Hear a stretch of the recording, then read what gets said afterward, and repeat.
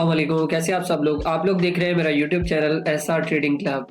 तो आज का हमारा टॉपिक है गोल्ड के वीकली एनालिसिस। तो चलते हैं गोल्ड के वीकली एनालिसिस करते हैं और सबसे पहले देख लेते हैं कि फंडामेंटल कौन कौन सी इंपॉर्टेंट न्यूज़ेज़ हैं जो गोल्ड को बहुत ज़्यादा इम्पैक्ट कर सकते हैं। तो चलते हैं सबसे पहले फॉरेक्स फैक्ट्री के ऊपर और देखते हैं कौन कौन से फंडामेंटल इवेंट हैं जो गोल्ड को इम्पैक्ट कर सकते हैं। तो अगर हम लोग बात करते हैं सोमवार वाले दिन की, तो सोमवार वाले दिन हमारे पास कोई इतना खास जो है वो इम्पोर्टेंट डाटा नहीं है और यूएसडी का बैंक हॉलीडे है, तो मार्केट सोमवार वाले दिन जो है वो बहुत स्लो रहेगा। और अगर हम लोग बात करते हैं मंगल वाले दिन की, तो मंगल वाले दिन हमारे पास एक हाई इम्पैक्ट न्यूज़ है 6:30 पे। तो इसके अंदर गोल्ड जो है वो मूव कर सकता है। और बुध वाले दिन की अगर हम लोग बात करें, तो बुध वाले दिन हमारे पास बहुत इंपॉर्टेंट डाटा है, कोर रिटेल सेल का डाटा। अगर मैं यहाँ पे आपको मार्क भी करके दिखा देता हूँ कि ये जो डाटा है, अगर इसकी बात करें प्रीवियसली, तो डाटा के हवाले से अगर हम लोग बात करते हैं, तो जो प्रीवियसली डाटा आया था वो था इसका 0.2% और अभी जो फोरकास्ट किया जा रहा है वो 0.2% है। और जो रिटेल सेल का डाटा आया था तो वो भी 0.3% था, लेकिन इस दफ़ा फोरकास्ट जो है वो पॉजिटिव की जा रही है। तो मे बी पॉसिबल है कि मार्केट जो है वो यूएसडी की मार्केट जो है वो स्ट्रॉन्ग होगी और गोल्ड के ऊपर जो है ना ये नेगेटिव इम्पैक्ट डाल सकता है। अच्छा, उसके बाद जुमेरात वाले दिन हमारे पास जो जैसा कि आपको पता है, जुमेरात वाले दिन हमारे पास अनएम्प्लॉयमेंट का डाटा आता है। और अनएम्प्लॉयमेंट की बात करें तो यहाँ पे अनएम्प्लॉयमेंट जो है वो तकरीबन सेम ही बता रहे हैं, इतना फिगर्स में चेंज नहीं है। लेकिन अनएम्प्लॉयमेंट आपको मैं बता दूं, जैसा कि मैंने प्रीवियस भी जितने भी डाटा उसको फोरकास्ट किया था, अल्हम्दुलिल्लाह डाटा सेम उसी तरह से ही आए हैं। तो जो इनका अनएम्प्लॉयमेंट है वो भी जो है वो पॉजिटिव आने के फोरकास्ट हैं। और अगर हम लोग बात करते हैं जुमे वाले दिन की, तो जुमे वाले दिन की अगर हम लोग बात करें, तो हमारे पास प्रीलियम का जो है वो कंज्यूमर सेंटीमेंट है। तो उसमें जो है वो बहुत ये भी काफ़ी इंपॉर्टेंट डाटा है। तो जुमे वाले दिन भी मार्केट जो है वो बहुत अच्छा मूव कर सकती है। अच्छा, मैं यहाँ पे आपके लोगों के साथ एक चीज़ डिस्कस करना चाहता हूँ फंडामेंटल रिपोर्ट्स के हवाले से, कि जैसा कि आपको पता है कि जंग भी लगी हुई है, तो उसकी वजह से मार्केट जो है वो काफ़ी अनस्टेबल है। तो आपने मार्केट के अंदर जो है वो बहुत लॉन्ग टर्म के लिए इंटर नहीं होना है और शॉर्ट टर्म के लिए इंटर रहना है। एक चीज़ मैं आपको और बता दूं कि लास्ट एफओएमसी मीटिंग मिनट्स जो आए थे, तो उनके अंदर उन्होंने कहा था कि हम लोग जो रिपोर्ट्स हैं, जो इंटरेस्ट रेट है वो अभी कट करेंगे।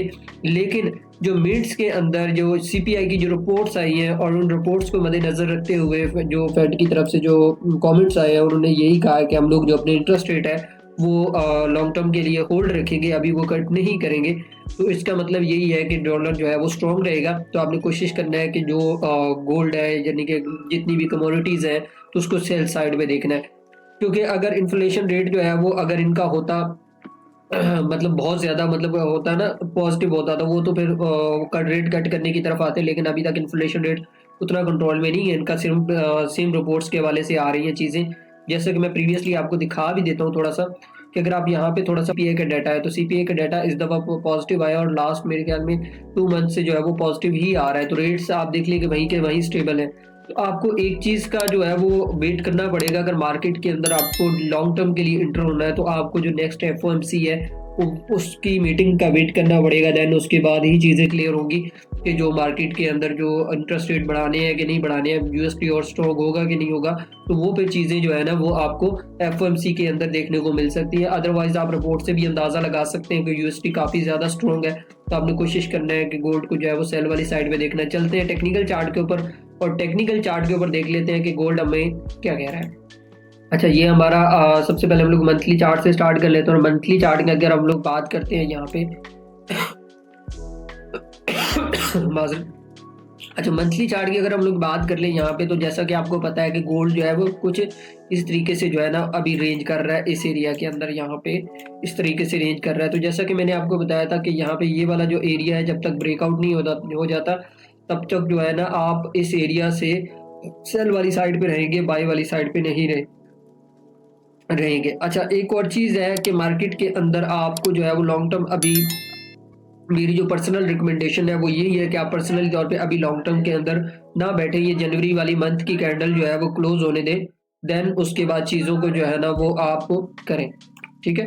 उसके बाद अगर हम लोग बात करते हैं वीकली एनालिसिस की, और वीकली एनालिसिस की अगर हम लोग बात करें, तो आप अगर बात करें वीकली एनालिसिस की, तो यहाँ पे अगर हम लोग बात करते हैं ट्रेंड के हवाले से, तो ट्रेंड के हवाले से अगर हम लोग देखें, यहाँ पे ये वाला जो रेजिस्टेंस एरिया है जो मैंने आप लोगों को मार्क करके बताया था, तो यहाँ पे आप अगर देखें तो मार्केट इसको काफ़ी टाइम से जो है वो रिस्पेक्ट कर रही है। मतलब जब मैंने आपको बताया कि 2072 के ऊपर मार्केट जो है वो क्लोज नहीं हो जाती, तब तक आपने इसको सेल वाली साइड पे देखना है। और अल्हम्दुलिल्लाह हमने सेलिंग से बहुत अच्छा प्रॉफिट बनाया भी है। तो जैसा कि आपने देखा होगा कि मार्केट जो है वो कुछ इस तरीके से मूव कर रहा है। अगर आप यहाँ पे इस तरीके से थोड़ा सा स्ट्रक्चर ड्रॉ करें तो कुछ स्ट्रक्चर जो है वो इस तरीके से बन रहा है। तो अगर आप देखें यहाँ पे एक ट्रेंड लाइन भी लगाते हैं इस एरिया में, अगर आप यहाँ पे एक ट्रेंड लाइन लगाएं तो ये वाला जो एरिया है यहाँ पे, अब ये इस तरह से कुछ अपना जो स्ट्रक्चर है वो ड्रा करने की कोशिश कर रहे हैं। मे भी पॉसिबल है यहाँ पे आने के बाद मार्केट दोबारा जो है वो ऊपर की तरफ निकल जाए।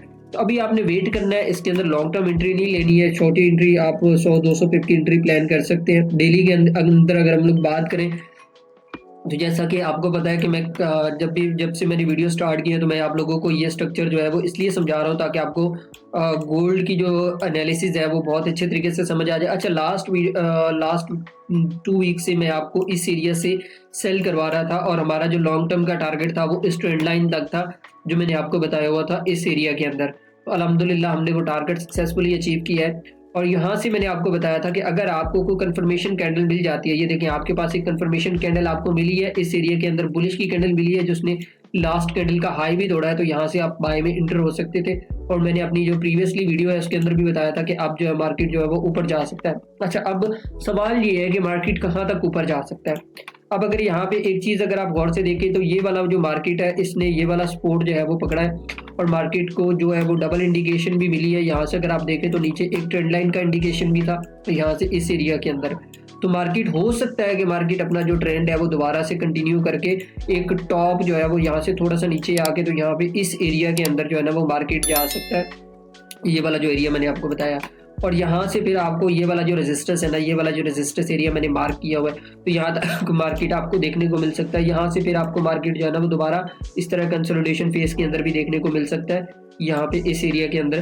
तो आपने कोशिश करना है कि मार्केट को जो है वो बड़े एहतियात से ट्रेड करना है, क्योंकि मार्केट अपना ट्रेंड जो है वो चेंज करने के मूड में है। तो आपने जो है वो थोड़ा वेट करके ट्रेड करना है। लॉन्ग टर्म में अगर आपने बैठना है या आपने बड़ी पोजीशन के साथ बैठना है तो आप कोशिश करें कि आप इसको जो है ना थोड़ा सा लॉन्ग टर्म के अंदर वेट करके ट्रेड करें। अच्छा, हम लोग H4 की अगर बात करते हैं तो H4 के अंदर जैसा कि आपको पता था कि मैंने आपको H4 के अंदर ये वाला स्ट्रक्चर ड्रॉ करके भी बताया था और इवन के जोन भी लगा के बताए थे कि आपने किस तरीके से H4 के अंदर मार्केट के अंदर काम करना है। अब देखिए यहाँ से हम लोगों ने सेलिंग स्टार्ट की, यहाँ से हम लोग ऑलमोस्ट यहाँ तक सेलिंग करते हैं और यहाँ पे अगर आप देखें तो हमारे पास एक बहुत बड़ी विक लगी है नीचे और जहाँ से मार्केट ने जो है वो आपको क्लियर कर दिया था कि यहाँ पे इस एरिया के अंदर आपको जो है वो बाइंग अप होना स्टार्ट हो गई है यहाँ पे इस एरिया के अंदर।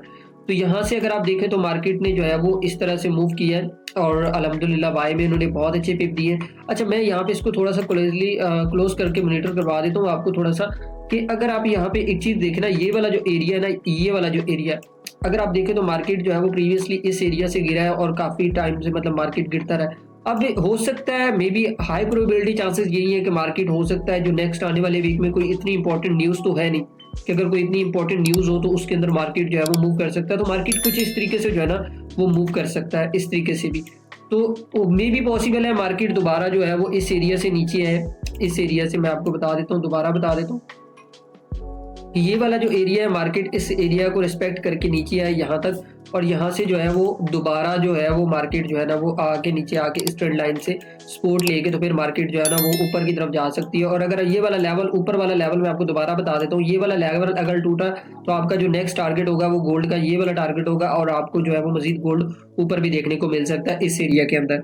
तो चलते हैं H1 की अगर हम लोग बात करते हैं यहाँ पे, तो H1 के अंदर जैसा कि आपको पता है कि ये वाला जो स्ट्रक्चर है वो काफ़ी टाइम से मैं आपको ड्रॉ करके बता रहा हूँ। ये वाला जो एरिया है अगर आप यहाँ पे गौर करें इस एरिया के अंदर तो मार्केट जो है यहाँ पे थोड़ा सा आपको प्राइस सेक्शन को भी समझना पड़ेगा कि मार्केट जो है वो इस एरिया के अंदर जो है वो आपको इस तरह से मूव करती हुई देखने को मिल रही है। ठीक है, यहाँ पे इस एरिया के अंदर जो न्यूज़ आई तो न्यूज़ का ये स्पाइक अगर आप यहाँ पे देखें तो मार्केट ने जब भी ऊपर जाना होता है तो मार्केट जो है वो अपना एक बेस बनाती है। यहाँ पे इस एरिया के अंदर अगर आप एक रेजिस्टेंस लाइन लगाएं तो यहाँ पे हमें एक जो बाइंग की बेस है वो देखने को मिली है और मार्केट ने अपना जो लो जो है वो तोड़ के फिर उसके बाद अपना हाई तोड़ा है। तो ये एसएमसी कॉन्सेप्ट में भी आता है। तो यहाँ पे आपको जो है वो समझ आ जानी चाहिए थी कि मार्केट के अंदर जो है ना वो बाय का मोमेंटम हो गया। अच्छा, यहाँ पे जब इसने रेजिस्टेंस एरिया अपना तोड़ा है तो रेजिस्टेंस एरिया के अंदर अगर आप लोग देखें तो यहाँ पे हमें एक प्यारी सी जो है वो मोमेंटम कैंडल भी मिली और मोमेंटम कैंडल ने अपने ट्रेंड लाइन का सपोर्ट भी जो है वो तोड़ा, रेजिस्टेंस जो है वो तोड़ा है। तो उसके बाद मार्केट में ये क्लियर हो गया कि मार्केट ने जो है वो अब ऊपर जाना है। यहाँ पे हमें एक छोटा सा टेस्ट भी देखने को मिला और मार्केट ने यहाँ पे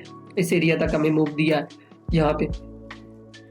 तो अभी क्या हो सकता है H1 के अंदर, H1 का जो ट्रेड है वो मैं आपको डिस्कस कर देता हूँ कि हो सकता है मार्केट आपको यहाँ पे दोबारा देखने को मिले। तो यहाँ पे इस हाई के ऊपर आपने स्टॉप लॉस रख के यहाँ पे इसको जो है वो एक छोटा सा सेल वाला रिस्क ले सकते हैं, वो भी बिल्कुल टाइट स्टॉप लॉस के साथ। आपने ज्यादा जो है वो स्टॉप लॉस नहीं करना है। तो यहाँ पे आप जो है ना इसको यहाँ तक मूव कर सकते हैं, 2016 तक भी देख सकते हैं, तो हो सकता है। अच्छा, मैं आपको एक और चीज भी यहाँ पे डिस्कस कर देता हूँ कि जैसा कि मैंने आपको H4 के अंदर बताया कि H4 के अंदर ये वाला जो लेवल है, मैं आपको दोबारा बता देता हूँ, ये वाला जो लेवल है जब तक ये ब्रेक नहीं हो जाता और जब तक ये वाला लेवल है ब्रेक नहीं हो जाता तब तक आपने जो है वो इस एरिया के अंदर सपोर्ट एंड रेजिस्टेंस को ट्रेड करना है।